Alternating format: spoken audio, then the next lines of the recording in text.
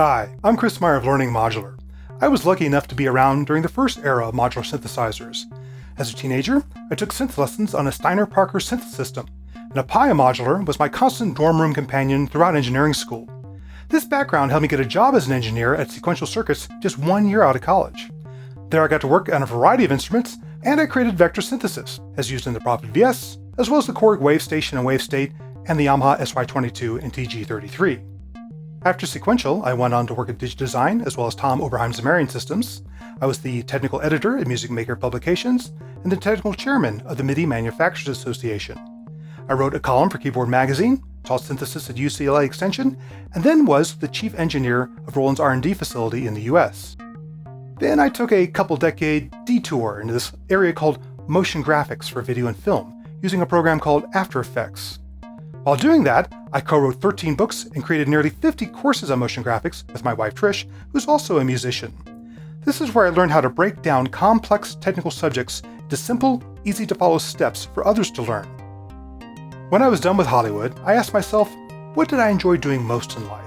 And the answer was messing with sound. That's when I decided to get back into modular synthesizers. One thing led to another, and a few years ago I started Learning Modular.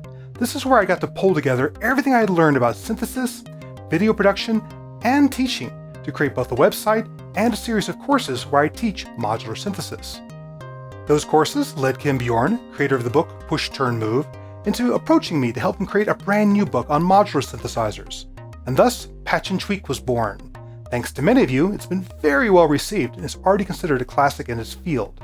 Both my courses and that book are designed to help you close the loop between the sounds that you hear in your head, knowing what patch connections to make and knobs to turn, what is happening inside the machine in response, and the resulting sounds it creates for you to hear in real life.